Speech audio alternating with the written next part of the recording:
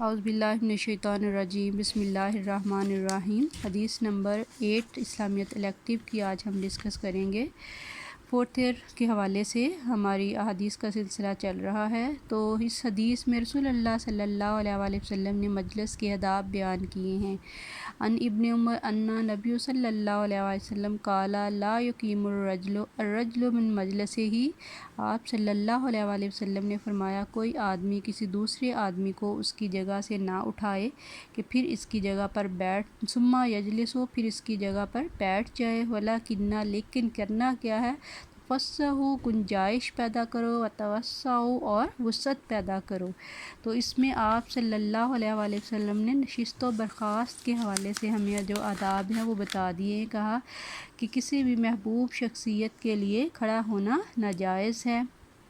بشرطے کہ اس میں ریا نہ ہو۔ اگر ریا کاری آئے گی، یہ چیزیں آئیں گی تو اس کو ناجائز قرار دیا۔ البتہ اگر پیار محبت کے لیے، وہ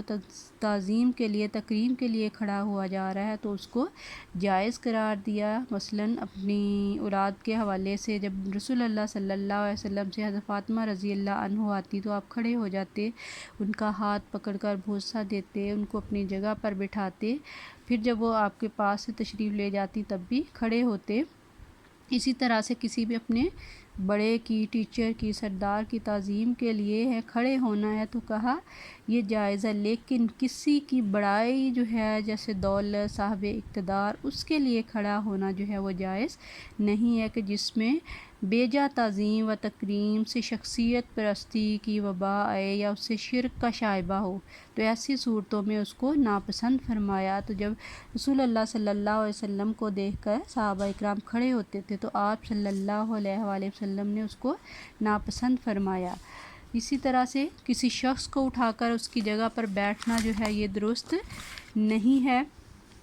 کہا کہ جب مجلس میں کوئی شخص بیٹھا تو وہ اٹھ کر جاتا ہے، واپس آئے تو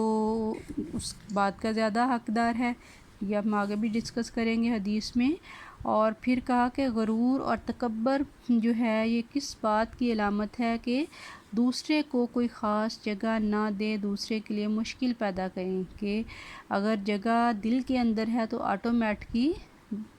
ہم اپنی جو دائرہ ہے جس میں بیٹھے ہیں اس کو بھی وسیع کرتے جائیں گے، ایسی جگہ بیٹھنے کی کوشش کریں گے کہ جس سے دوسرا جو ہے وہ بھی کمفرٹیبل محسوس کرے۔ تو اگر کسی مجلس میں لوگ بیٹھے ہیں، باہر سے دوسرے حضرات آ جائیں تو پہلے سے بیٹھنے والے لوگوں کے لیے یہ مناسب نہیں ہے کہ آنے والوں کی پرواہ تک نہ کریں، بلکہ کیا کہا آپ صلی اللہ علیہ وسلم نے کہا جتنے سکڑ سکتے ہیں اتنے سکڑیں اور آنے والوں کے لیے جگہ بنائیں۔ کہا اگر تم اپنے ساتھیوں کے لیے کشادہ دلی کا مظاہرہ کرو گے، بیٹھنے کے لیے جگہ بناؤ گے، تو اللہ تعالیٰ تمہیں اس بات کا اجر عطا فرمائیں گے، تمہارے رزق میں کشادگی عطا فرمائیں گے۔ تو حدیث نمبر ہماری جو ہے 8 کے بعد 9 بھی اسی سے ملتی جلتی ہے، اس کو بھی ہم ساتھ ہی ڈسکس کر رہے ہیں۔ ان ابی ہریرہ ان رسول اللہ صلی اللہ علیہ وسلم قال من قام من مجلسہ ثم رجع الیہ فہو احق بہ، کہ رسول اللہ صلی اللہ علیہ وسلم نے فرمایا جو شخص اپنی نشست سے اٹھ کر جائے پھر اس کی طرف واپس آئے تو وہ اس جگہ کا زیادہ حقدار ہے، یعنی مجلس سے جو بیٹھا ہوا ہے وہ اٹھ کر جائے گا تو وہ اگر اپنی کوئی نشانی چھوڑ کر گیا ہے اس حوالے سے واپس آ کر وہ اپنی جگہ کا مطالبہ کرتا ہے تو یہ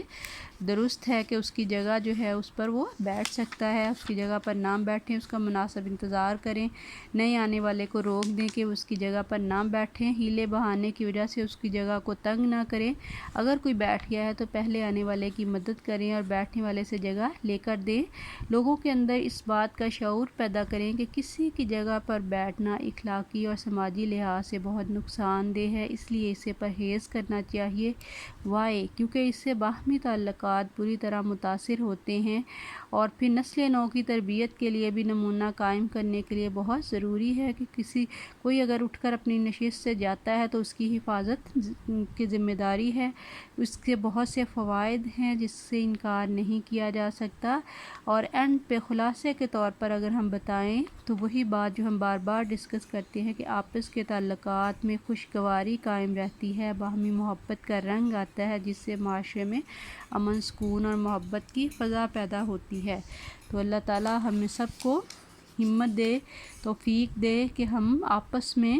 اثار اور قربانی سیکریفائس کے جذبے کو لے کر آئیں، اور چھوٹی چھوٹی باتوں میں جو آپ صلی اللہ علیہ وسلم نشست و برخاست تک کے جو اصول ہمیں بیان کر رہے ہیں، ہمارے اندر سے غرور، تکبر، خود پسندی کا خاتمہ کرنا چاہ رہے ہیں، کہ ہر وہ بات جس سے دوسرے کی دل آزاری ہو، جس سے دل کے اندر نفرت اور کینہ پیدا ہو رہا ہے، جس سے لڑائی جھگڑے کا سبب بن رہی ہے، تو اس سارے کا ختم کرنے میں ہم اپنا شیئر بھی اس میں ڈالتے رہیں۔